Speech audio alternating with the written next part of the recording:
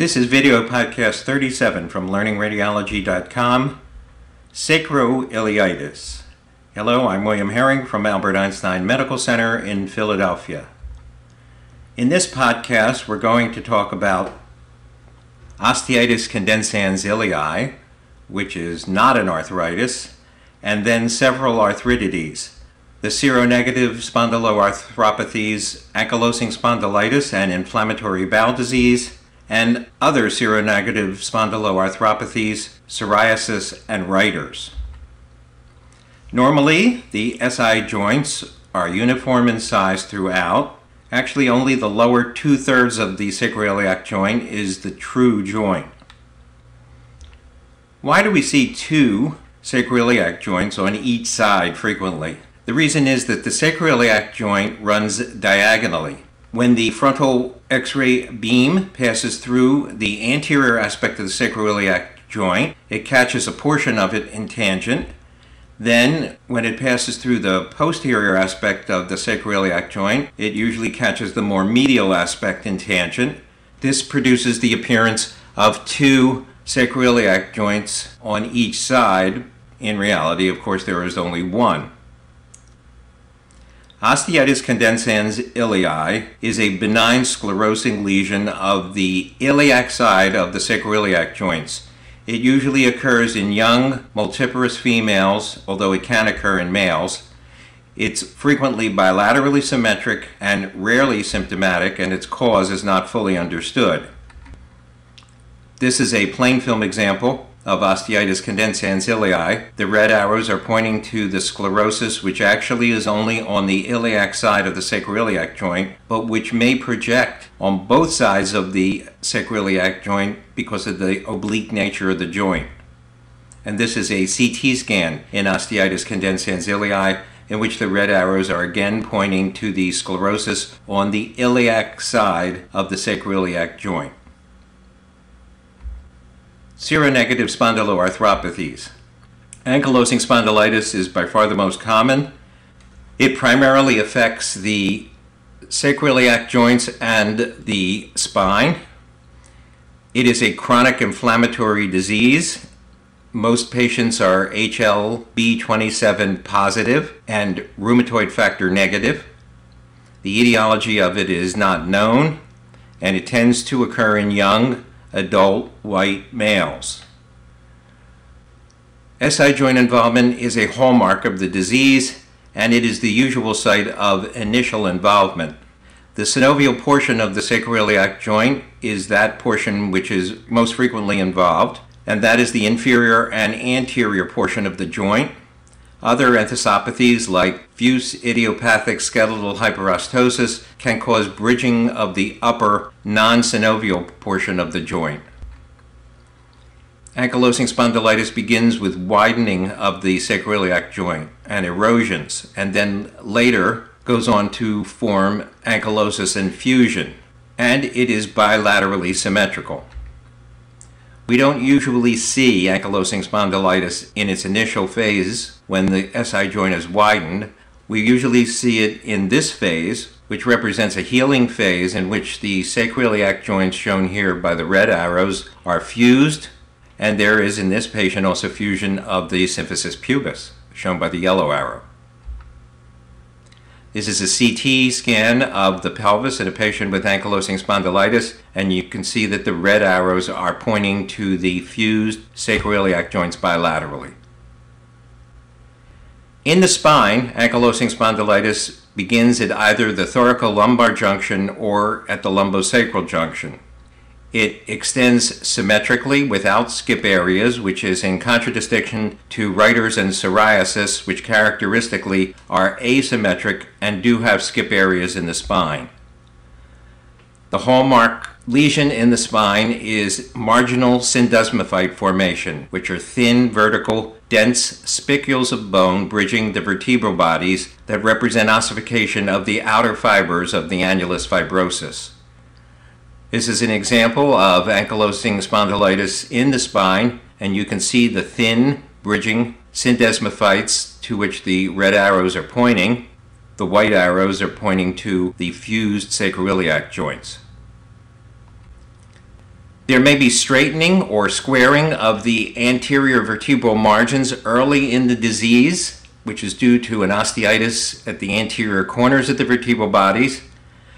Bamboo spine is the appearance that's been described on the frontal view of the spine because of the undulating contour of the spine due to the syndesmophytes. There may be reactive sclerosis at the corners of the vertebral bodies, which is called the shiny corner sign, and patients with ankylosing spondylitis are prone to fractures of the spine, which may in fact lead to pseudarthroses. This image shows the appearance of the bamboo spine. This is a coronal reconstruction of a CT scan of the lumbar spine, and the white arrows are pointing to the thin syndesmophytes. This image demonstrates a transverse fracture through the posterior elements and the vertebral body, which is a chance fracture in a patient with ankylosing spondylitis. Sclerosis on either side of the fracture line, and this very well could lead to a pseudarthrosis without operative intervention. Also in the spine, there may be symmetric erosions of the laminar and spinous processes. The apophyseal and costovertebral joints may ankylose. There may be periosteal whiskering at the sites of tendinous insertion. And this is an example of whiskering of the iliac crest. There are these irregular excrescences of bone, which the white arrow is pointing to. An enthesis, or enthesis, is the site of an attachment of a ligament or tendon to bone. There may be traumatic enthesopathies or inflammatory enthesopathies. The inflammatory enthesopathies include rheumatoid arthritis, ankylosing spondylitis, Reiter's, psoriatic arthritis, and diffuse idiopathic skeletal hyperostosis. All of these diseases can result in this periostitis at the site of tendinous insertions. In this example, we're seeing the iliac crest, but it could also occur around the ischial tuberosities and the calcaneus, amongst other areas. Inflammatory bowel disease. Crohn's disease, between 3 and 16% of patients with Crohn's disease will have sacroiliitis. It can occur independent of the activity of the bowel disease. HLA-B27 antigen is usually elevated, and the sacroiliitis is usually bilateral with SI joint narrowing and erosions and eventually sclerosis. In fact, it's identical in appearance to ankylosing spondylitis. This is a frontal radiograph of the SI joints in a patient with Crohn's disease. You can see there is bilateral fusion of the sacroiliac joints as indicated by the red arrows. It is identical in appearance to ankylosing spondylitis, except that the patient would have a history of inflammatory bowel disease in most cases. And here's an example of the CT scan of the pelvis in a patient with Crohn's disease. The red arrows are again pointing to the fused sacroiliac joints. Between 1 and 22% of patients with ulcerative colitis may also have sacroiliitis, and it's slightly more common, sacroiliitis with ulcerative colitis, than it is with Crohn's. It is not correlated with the activity of the bowel disease. The spondylitis actually usually precedes the onset of bowel findings. It's more common in males. The imaging, once again, appears identical to ankylosing spondylitis. There may be peripheral joint involvement in 50 to 70% of patients with ulcerative colitis, especially the shoulders and hips. And there is a higher incidence of elevated HLA-B27 in patients with spondylitis or iritis. Other seronegative spondyloarthropathies include those which are bilateral but asymmetric. Rheumatoid arthritis, psoriasis, and Reiter Syndrome may affect one SI joint but usually affect both asymmetrically. Gout is a rare cause of sacroiliitis. There may be erosions in the spine. This is a plain film example of psoriatic sacroiliitis.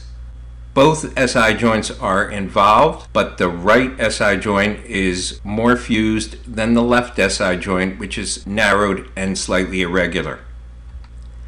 This is the characteristic appearance of psoriatic arthritis in the hands. The red circles are demonstrating a characteristic erosion at the distal interphalangeal joints, which is called the pencil in cup deformity. This is a frontal view of the sacroiliac joints in a patient with Reiter Syndrome. The right sacroiliac joint is sclerotic and nearly fused. The left sacroiliac joint is much less involved but slightly irregular. Infectious sacroiliitis is rare. It may produce unilateral sacroiliitis, and infectious agents that produce this finding can include Staphylococcus, especially in patients who are drug abusers, or tuberculosis. So let's review. For SI joint involvement, bilaterally symmetrical, think of ankylosing spondylitis and inflammatory bowel disease.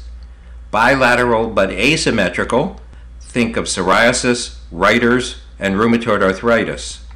And unilateral, think of tuberculosis or Staphylococcus. Now it's time for your mini quiz. This is a 37-year-old with foot pain. Pause your computer or MP3 player and decide which of the diseases we've discussed this most likely represents. Well, you can see that there is bilateral involvement of the sacroiliac joints, but it is asymmetric. The left sacroiliac joint, to which the red arrow is pointing, is nearly fused, whereas the right sacroiliac joint, the white arrow, is narrowed and irregular. With a history of foot pain, you might lean toward Reiter Syndrome, which is what this patient had, but this could represent either Reiter Syndrome or psoriasis or even rheumatoid arthritis.